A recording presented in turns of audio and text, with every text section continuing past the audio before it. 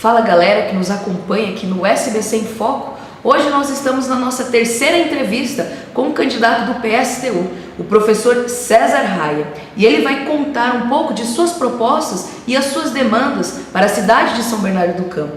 Não deixe de acompanhar a entrevista. César, obrigado pela tua disponibilidade em nos receber. É um prazer te receber no nosso portal. Legal. Bom, eu inicialmente agradeço, desejar bom dia, nós estamos agora às 10h30, da manhã, e ter a oportunidade de estar apresentando um pouco as nossas ideias, como é que a gente vê o processo eleitoral, Primeiro, inicialmente, deixar claro que o PSTU é um partido que ele não atua só nas eleições. É um partido que já, recentemente, nós tivemos um ato bastante vitorioso em São Paulo, onde nós comemoramos os 22 anos de nossa existência como PSTU. O PSTU tem sua origem na antiga Convergência Socialista, que na década de 80 teve uma atuação importante aqui, quando o movimento sindical ressurgiu, depois foi da origem ao PT, a CUT, Então nós temos uma história dentro da luta dos trabalhadores. Então, deixar claro inicialmente que o PSTU não é um partido que atua só nas eleições.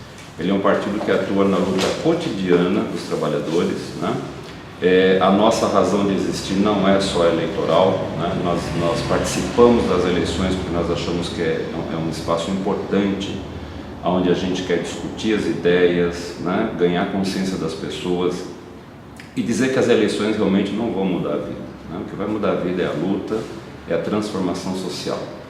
E em relação ao nosso país, o Brasil, não só o município de São Bernardo, mas ao Brasil, a gente sabe que tem muita coisa para ser feita, Nós temos uma postura clara, nós achamos que a sociedade tem que ser transformada, o capitalismo não serve para a humanidade, Nós defendemos o socialismo e essa é a nossa atuação. Passadas as eleições, não é um partido que se recolhe em si mesmo, nós vamos continuar organizando a luta dos professores, a luta dos estudantes, que o ano passado protagonizaram, uma luta importantíssima contra os ataques que o governo do estado, do PSDB, na figura de Geraldo Alckmin, tentou implementar na escola.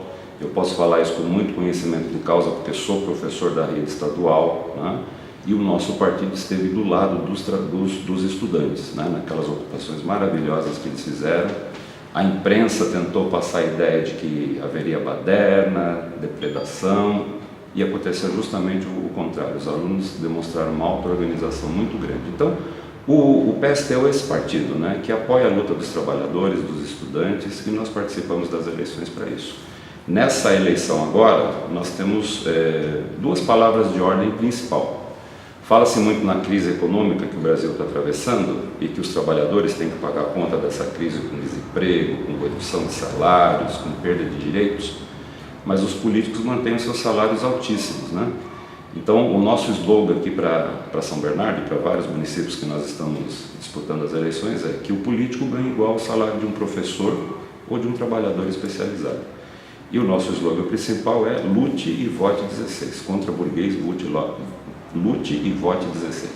César, uma das perguntas, nossa pergunta inicial é sobre educação municipal. Você, como professor, conhece a fundo a nossa educação e qual é a sua visão da educação hoje aqui no município de São Bernardo do Campo?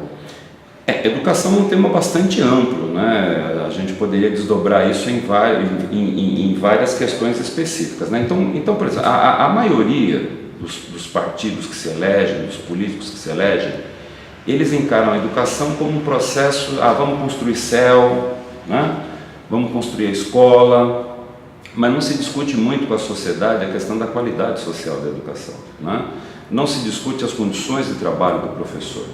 Então o que a gente percebe? Vira e mexe, aí os mais variados partidos que assumem prefeituras, governos de estado, presidência, eles têm uma política onde a grande linha é arrochar salário de professor, retirar direitos. Então, por exemplo, agora o governo está arquitetando aí a PLC 257, que vai retirar uma série de direitos que foram conquistados não só pelos professores, mas pelo funcionalismo. Eles estão ameaçando mexer com o quinquênio, que é um pequeno reajuste que a gente tem a cada 5 anos, com sexta parte, com planos de carreira. Eles estão querendo congelar eles falam até na possibilidade de congelar os recursos para a educação e para a saúde pelos próximos 20 anos, por conta da crise. E o PSTU encara a educação de uma forma diferente, né? Por exemplo, nós somos contra esse projeto que essa direita conservadora e reacionária do Brasil está articulando da escola sem partido. Nós entendemos que para o professor poder ter uma boa qualidade de aula, ele tem que ter uma liberdade de cátedra. É claro que ele não pode, né, tomar partido por uma posição ou por outra, mas ele tem que ter a liberdade de cátedra de poder mostrar o que é o conhecimento produzido pela história da humanidade, né? Então, nós achamos que qualidade tem a ver com jornada de trabalho. A maioria dos professores hoje tem dupla jornada porque o salário é muito baixo, seja nas redes municipais, estaduais ou mesmo a nível federal. Então, isso obriga o professor a trabalhar muitas horas por dia, ele não tem condições de se especializar, de preparar uma boa aula. Então, a nossa proposta para a educação, ela vai nesse sentido, né? De estar discutindo com a rede, com a categoria, plano de carreira, né? A questão salarial. Então a gente acha que deveria ser diferente, né? O professor deveria ganhar um salário de político, né? Porque é a base de toda a sociedade, né? Então a nossa atuação vai nesse sentido. É claro que é importante construir escolas, é evidente que é. Por exemplo, em São Bernardo você tem um déficit monumental de creches. Então entra governo, sai governo e o déficit de creches é enorme. Então o que acontece? Isso afeta justamente aquele trabalhador de mais baixa renda. Aquela mulher que precisa trabalhar, não tem onde deixar seu filho, porque não tem uma creche, né? E aí ela não consegue trabalhar, não consegue ajudar no sustento da família. Então, eventualmente sendo eleito, a gente vai priorizar essas questões, o aspecto mais social da educação, né? Jornada de professor, que ele não tenha que dobrar a jornada, né? Que ele possa ter uma boa liberdade de cátedra, né? Então, a nossa atuação no sentido da educação vai nesse sentido. E eu, como professor da rede estadual, eu sei muito bem o que é isso, né? Sou professor da rede estadual, eu tenho que ter emprego no estado e no município de São Paulo, porque o salário é irrisório, né? Por exemplo, no estado, por 20 horas aula, o meu salário é de R$ 1.600, é um salário ridículo, né? O professor não consegue sobreviver com 2 cargos. Para finalizar essa questão da educação, que isso poderia se fazer um programa só para discutir isso, por exemplo, nós agora recentemente apoiamos a chapa de oposição, né, do funcionalismo municipal, que eles estão tendo um processo de eleição, já vai para a 3ª eleição, que estão acontecendo problemas lá. E o que acontece? Eu conversando com o Marcelo, né, que encabeça a chapa, que é diretor de uma escola da rede municipal aqui de São Bernardo, nós temos uma outra discussão. O Supremo acabou votando aquele projeto de que o professor tem que ter uma jornada de preparação de aula, que é a famosa jornada de 1/3, que a maioria dos municípios, a maioria dos governos do estado não aplicam. E eu fiquei sabendo que o professor, quando ele está cumprindo essa jornada de 1/3, se por qualquer razão teve uma falta de professor, o professor está de licença ou o professor adoeceu, esse professor é retirado dessa jornada para cobrir sala. Então, quer dizer, para nós, a aplicação da jornada de 1/3 tem que ser imediata, porque isso tem a ver com a qualidade da educação. O professor tem que ter tempo de preparar uma boa aula, de transformar a sua aula mais atrativa. A questão do desemprego. Hoje, muitas empresas que geravam a maior parte da nossa economia, né, aqueciam o nosso motor econômico, que é baseado nas montadoras. Sim. Né? Algumas aí estão com as suas produções paradas, outras estão fechando as portas, algumas já anunciaram que vão se mudar da cidade, e isso gera uma grande preocupação nos moradores dessa cidade, porque eles ficam sem emprego. Qual que é a sua visão em relação a esse tema que está sendo tão aí abordado nesses últimos dias aqui na nossa cidade? A maioria dos candidatos dos partidos que nós chamamos de partidos tradicionais dizem o seguinte, né? Que é preciso dar isenções para as empresas não saírem do município. Então, primeiro que essa é uma discussão que não dá para ser resolvida só no âmbito de um município. A primeira coisa que tem que acontecer nesse país é acabar a guerra fiscal. Você tem que ter leis claras, né? Leis federais claras, definindo quais são os impostos que os empresários têm que pagar. E não adianta, se ele sair de São Bernardo para Santo André, para o interior do estado, ele vai pagar o mesmo imposto. Então isso já evitaria um pouco essa questão da guerra fiscal. Então, aqui na região, no Diário do Grande ABC, há uns 2, 3 dias atrás, né, os dias me falham a memória, mas anunciou que está tendo 50 demissões por dia do grande ABC. Então, quer dizer, você não vê nenhum partido tocar nessa questão. Eles pegam superestruturalmente uma possibilidade de que vai se resolver isso. Então, a questão do desemprego é uma questão nacional, né? Então, nós temos algumas propostas para atingir a questão do desemprego, que vai totalmente contrário ao que a maioria dos partidos estão dizendo. Primeira coisa, como é que você reduz desemprego? Reduzindo jornada de trabalho. Aí você poderá me perguntar, mas as empresas não estão argumentando que estão em crise? Mas as empresas abriram as contabilidades suas. Será que realmente a Mercedes precisa demitir 1.000 e tantos funcionários? 1.800 funcionários. 1.800 funcionários? E na fase que elas lucraram absurdamente? Na fase do boom econômico?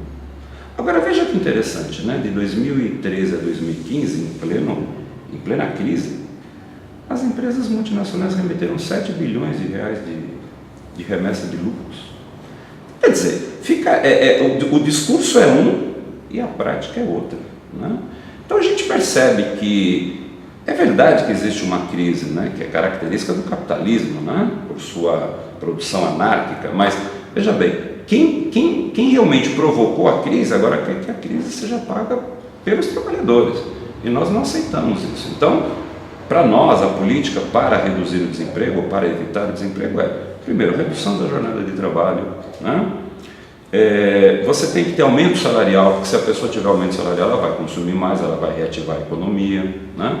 Então, a nossa linha de raciocínio vai totalmente contra o que a maioria dos partidos estão dizendo. Nós não acreditamos em desonerações, nós não acreditamos em isenções fiscais.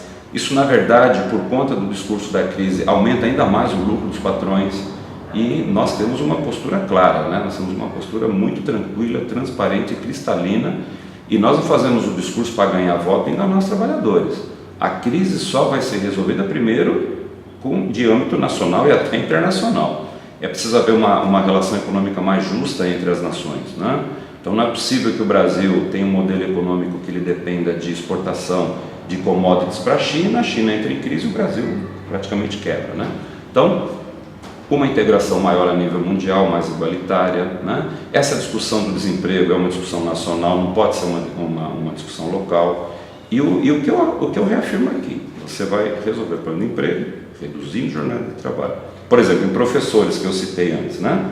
Eu sou obrigado a ter 2 cargos, quer dizer, eu tenho consciência que eu estou tirando o cargo de outra pessoa. Agora, se eu tivesse um salário minimamente decente para eu sobreviver, eu teria um emprego só. Eu digo que eu gosto muito de dar aula, mas eu não gosto de ficar o dia inteiro dentro de sala de aula. É desumano. César, uma questão também muito debatida entre todos os partidos aí que têm candidatos a prefeito na cidade é a questão dessa gestão das obras, né? Porque São Bernardo viu uma fase de que muitas obras estão pela cidade, né? Algumas já foi admitido até pela atual gestão que não vão ser entregues neste mandato, né, até o final do ano. E você aí como o candidato a prefeito do PSTU, o que vê? O que faltou para que isso fosse melhor gerido? Faltou planejamento? O que faltou para a questão dessas obras? Então, qual que é a lógica que determina a maioria das administrações, sejam elas municipais, estaduais? Vamos lá, que obras que estão acontecendo aqui em São Bernardo? Obras para supostamente melhorar a estrutura viária, não é isso? Exatamente. Agora eu pergunto, mobilidade urbana. Mobilidade, essa palavra é mágica, né? Mobilidade urbana. E cada vez a gente fica mais engarrafado, né? Quem tem condições de comprar um carro. Então veja bem, o modelo que foi adotado no país, não só em São Bernardo, foi de favorecer o transporte individual. Privado. Isso explodiu, né? Você tem uma quantidade de carros que, obviamente, a malha viária não comporta, porque a lógica foi produzir bastante carro para, né, alimentar muito a indústria automobilística. O transporte coletivo ficou relegado a segundo plano. Se fazem obras de estrutura viária para melhorar a mobilidade quando o gargalo já está praticamente entupido. Mas qual é a lógica dessas obras? Será que realmente é para atender os interesses da população nesse momento atual? Então, por exemplo, numa eventual administração do PSTU, nós só iríamos fazer essas obras viárias quando o problema de creche estivesse zerado, quando não tivesse uma criança fora da creche. Então, aí é questão de prioridade, do que você vai investir o dinheiro, né? Nós dizemos que a questão das obras ela tem que ser decidida pela população, nos conselhos populares, mas conselhos populares participativos e deliberativos, e eles discutindo o total que deve ser gasto naquelas obras. Você tem X dinheiro para fazer melhorias. O que é prioridade fazer no município?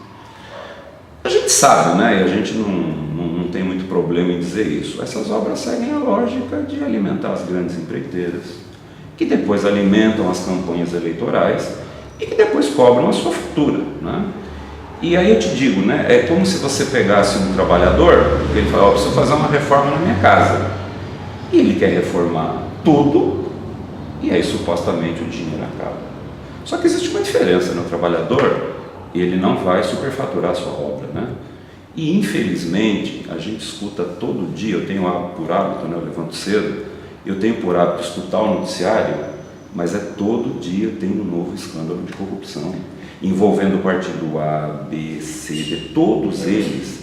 É uma coisa assim espantosa. Então, você tem muita corrupção, muita obra que, se você fosse discutir, não é da maioria do interesse da população. A periferia de São Bernardo provavelmente não vai utilizar essas obras viárias. E aí você tem aqueles cronogramas, né? Que a obra diz que vai ser feita num determinado prazo, não é feito aquele prazo, as construtoras pedem aditamentos, né? Mais verbas.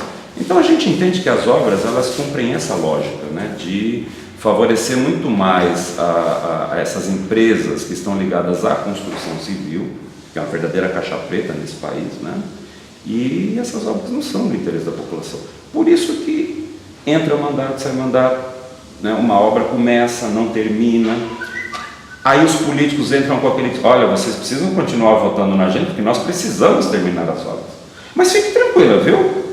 O próximo partido que entrar, o próximo que se eleger, menos nós, se eleger Alex Manente, se eleger o Orlando Morando, eles vão tocar essas obras religiosamente. Vocês fiquem tranquilos. Viu? Isso é o pecado que eu quero dar para vocês. Agora, nós, se formos eleitos, a primeira coisa que nós vamos fazer é uma auditoria em todas essas obras. Nós queremos saber qual foi o orçamento destinado, quanto que essa obra ia custar inicialmente, quanto custou efetivamente, quanto que foi pago. Então, e se precisar, e vou dizer uma coisa aqui que talvez eu perca votos por isso, viu? Se precisar parar essas obras, a gente para. Aliás, já estão paradas, né? Por exemplo, do piscinão. É uma coisa extraordinária. Começou, né? Exatamente. Hoje está parado. A gente então, sabe que a OAS, que está engabelada nessa obra, e até aí. Eu sou morador de São Bernardo e você passa pelas obras, você vê que tem meia dúzia de pessoas trabalhando, que a obra vai a passo de tartaruga. A gente sabe até que ponto que isso é proposital, até que ponto de repente é porque acabou o dinheiro. Quando se acabou o dinheiro, as administrações têm que ser transparentes. Olha, foi investido tanto nessa obra, porque senão é isso, né? A gente tem muita condição de acreditar que tem coisa errada nessas obras aí, né? E assim, uma opinião muito particular minha, né? Eu acho que se meteram a fazer obras demais, né? Quiseram abraçar o mundo, aí o mundo caiu e eles estão percebendo que eles não vão conseguir finalizar isso, né? Então nós vamos amargar mais alguns anos aí desse transtorno dessas obras. E se eleito, César, qual vai ser o seu primeiro projeto? Além de assinar, né, lógico, o termo de posse, qual vai ser a sua primeira providência? Puxa, isso é uma pergunta difícil, né? Porque tem tanta coisa para se consertar. Mas assim, eu acho que a primeira coisa, você vai achar que é uma coisa subjetiva, acho que a primeira coisa é ter uma gestão transparente, né? A gente quer se apoiar muito nos conselhos populares, isso para nós não é um chavão. Não orçamento participativo, né? Que teve muita discussão, por exemplo, as OPs, que a OPs está dando surtindo efeito, será que está mesmo? Mas eu não sei se você sabe, né? Essa OP discute apenas 10% do orçamento. A nossa, não vou chamar de OP, né? Vou chamar de conselhos populares deliberativos e participativos, com a participação da comunidade mesmo.